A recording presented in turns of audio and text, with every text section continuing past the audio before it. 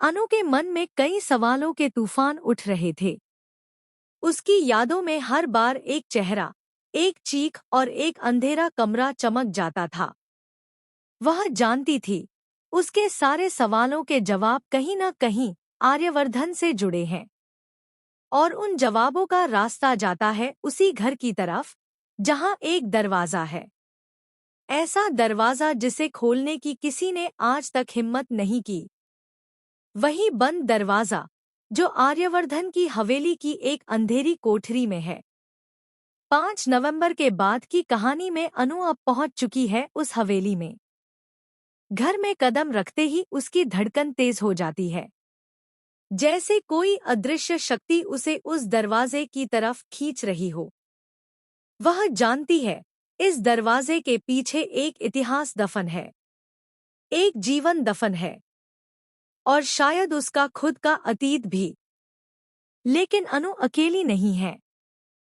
उसे पहले ही एक चिट्ठी मिली थी, एक रहस्यमयी बंजारन औरत की लिखी हुई चिट्ठी। अगर अपने सारे सवालों के जवाब चाहिए, तो उस दरवाजे को खोलना ही होगा।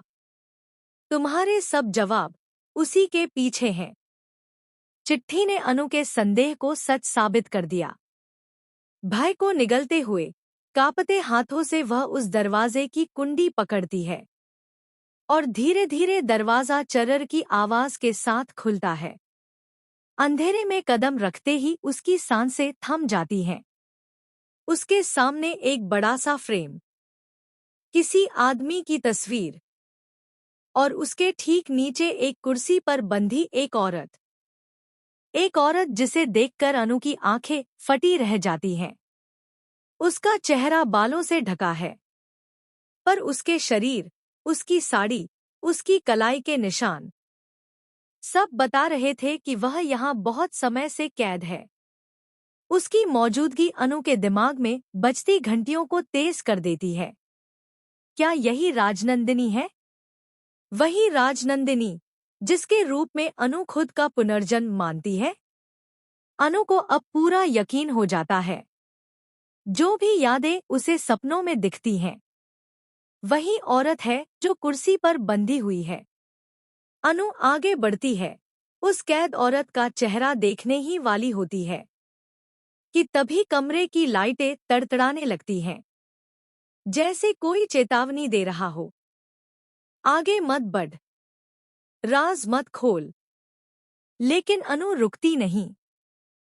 तभी पीछे से किसी के कदमों की आवाज, और फिर जोरदार वार। अनु के सिर पर चोट लगती है। सब कुछ अंधेरा, और अगले ही पल वह कमरे के बाहर जमीन पर पड़ी मिलती है। दरवाजा फिर से लॉक, मानो कुछ हुआ ही न हो। अब अनु समझ जाती है, साजिश घर के अंदर ही